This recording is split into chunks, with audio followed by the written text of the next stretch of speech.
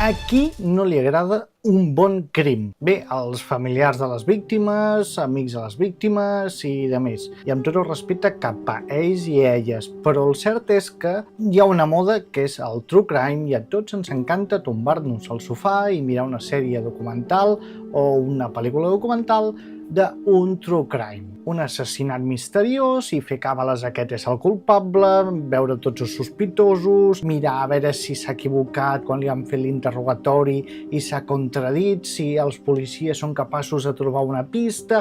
Això ens encanta, ens fascina, ens atrapa. I ha quedat demostrat, si agafeu la vostra plataforma de confiança, veureu que hi ha infinitat de documentals, sèries dedicades al true crime. I si parlem de podcast, 3/4 del mateix, perquè totes les plataformes té infinitat de podcasts dedicats al true crime. Què ens atrapa? El misteri? El morbo, com diuen alguns? Les ganes de saber de què estem rodejats? No ho sé, però sí sé que ens té enganxats. Això és indiscutible. Però això tampoc és nou. Sempre ens ha fascinat la mort, siguin a través de rondalles, sigui a través de notícies, sigui a través de productes audiovisuals com és ara mateix.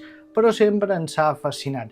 I sí, hi ha hagut moltes maneres d'explicar aquestes morts traumàtiques, salvatges, tot el que tu vulguis. Des dels fulletins que teníem a l'època victoriana fins a coses ja més actuals, com per exemple el fenomen que ha esdevingut Crims. Carles Porta i el seu producte Crims, ja sigui el programa de ràdio o la sèrie de televisió, o bé les altres adaptacions que ha fet en castellà, és un format que enganxa històries que estan molt ben narrades i que ens atrapen de principi a final. Si ens posem curosos, podem començar a dir que això del true crime va començar amb Truman Capote, o que va entrevistar a un dels assassins d'una família de matinada, ja sabeu la història. A sang freda és un clàssic de la literatura, del periodisme i també de la narrativa. I a partir d'allà hem arribat fins aquí, però pel camí hem tingut molts productes i alguns d'ells han quedat oblidats. Per exemple, tenim un producte que ens va enganxar a tots, em sembla que va ser a principis dels 2000, que va ser Crímenes Imperfectos. Aquest programa, que va estrenar-se sense gaires pretensions pels matins de la Sexta, era simplement una excusa amb la qual ocupar la graella a aquelles hores que se suposa que tampoc hi ha ningú a casa i en què no es podien competir contra els magazins matinals, ja sabeu, Teresa Campos, Ana Rosa Quintana, ja sabeu, tots aquests magazins que funcionen també pels matins on te barregen una mica de tot. Però Crímenes Imperfectos ens va enganxar perquè era un format molt ràpid, 20 minutets, casos reals, t'explicaven una història i tenies ganes de que atrevessin el culpable d'una santa vegada amb aquells 20 minuts, ràpid, que passi. I a més, tot ambientat als Estats Units, que vulguis que no, tot llueix millor. Per mi aquest va ser un detonant que va fer que tot acabés explosionant fins al dia d'avui. Però és que hem tingut casos anteriors i han quedat oblidats. Per exemple, a Televisió Espanyola es va emetre durant els anys 80 una sèrie que era La huella del crimen, on es recreaven de manera dramàtica tots els casos més impactants a la crònica negra espanyola.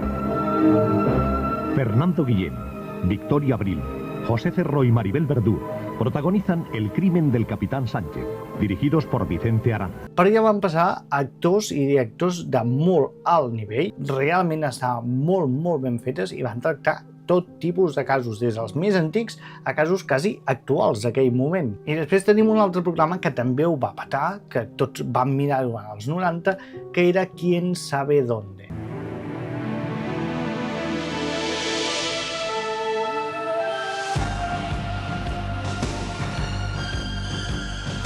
Quién sabe dónde també era un programa molt modest que va començar a la 2 de Televisió Espanyola i va saltar a TV1 ja quan van veure que allò funcionava molt bé. Van provar-ho un estiu, funciona, doncs apa, a TV1. I la veritat és que va arrasar, va ser un boom i tothom mirava aquell programa, em sembla que era els divendres a la nit, que tothom estava davant de la pantalla per veure les desaparicions, la gent trucant, informant que havien vist aquella persona desapareguda.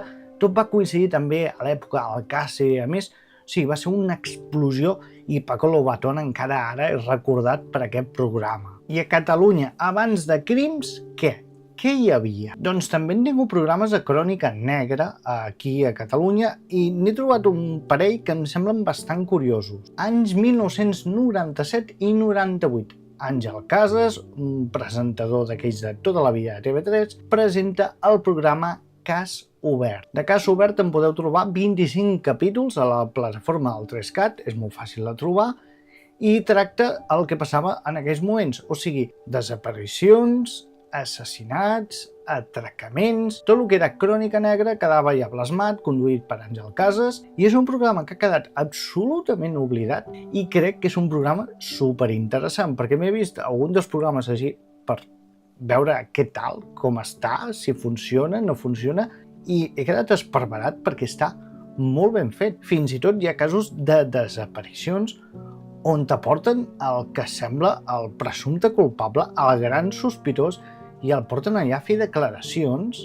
i la mare de la desapareguda truca en directe i li diu que està mentint. És cert que és una mica show, que estem en un moment que estava competint TV3 amb les televisions privades acabades d'aterrar, podríem dir, però tot i això, Àngel Casas, la veritat és que ho condueix de manera excel·lent i és un programa realment periodístic que està molt bé, porten especialistes en tots els àmbits i és un programa que m'ha sorprès molt, però saltem ja una mica més cap aquí. El senyor que les porta ha anat a Tor i resulta que Tor, al 30 minuts, es converteix en un petit fenomen que les porta, n'escriu el llibre, després en fa el podcast i cap a aquesta època, més o menys, potser una mica abans, apareix un programa a TV3 i aquest programa es diu La Zona Fosca. La Zona Fosca, a TV3, dimarts a la nit. La Zona Fosca el que pretén és fer reportatges sobre crims que han passat a Catalunya. I el presentador d'aquest programa és Pere Cullell. Calla, que aquest nom segurament et sona, perquè fa poc li he dedicat un vídeo a ell i al seu company, en Figueredo, perquè tots dos resulta que han tractat el tema aquest de la crònica negra des de diferents àmbits. Els matins a RAC1 feien una secció que explicaven casos d'aquests, criminals, fins i tot van treure un llibre dedicat a això, i ja més recentment estan dins de La Vanguardia, on tenen un podcast que és Dossier Negro, que el recomano molt perquè està molt i molt bé, i també han tret un llibre recopilant alguns dels seus casos que van comentar ja, i el podcast aquest de Dossier Negro n'han fet el llibre que és Mala Gent, també editat en castellà, Mala Gente. Doncs molt abans de tot això, l'any 2007, Pere Cullell treu aquest programa que és La Zona Fosca i el que fa és casos mítics catalans, doncs vaig investigar sobre el terreny què va passar i a més vaig gravant gent que va viure el cas, especialistes, i és un programa absolutament periodístic també que em sembla molt interessant. La veritat és que Pere Cullell agafa una mica la figura aquesta de l'investigador. Ja amb la intro queda bastant clar que vol agafar això, un aire detectivesc de tot plegat.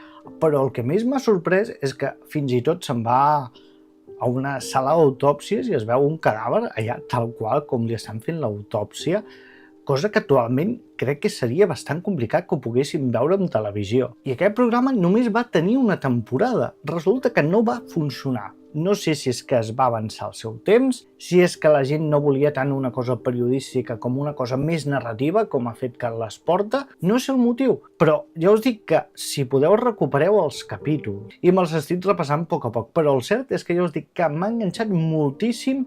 La sèrie està molt i molt bé, a més també són capítols bastant curts i serveix això per fer una mica de repàs als casos més importants que hi ha hagut aquí a Catalunya durant les últimes dècades. Mira, el primer que vaig mirar va ser el de Dolors Coit, que li dedicaré també un vídeo perquè n'he llegit un llibre que està molt i molt bé, que te'l recomanaré. Recupereu això, La Zona Fosca, que vindria a ser una mica crims abans de crims. Com veieu, això del True Crime o la crònica negra, o com li vulgueu dir, ens ha agradat des de sempre i sempre tindrà un forat, ja sigui en televisió, en ràdio, en pel·lícula, però és un format que sempre tirarà endavant perquè sempre hi haurà casos interessants als quals parlar. Tu tens algun programa de True Crime que tinguis al cap que diguis, hòstia, està bé, doncs deixeu aquí als comentaris.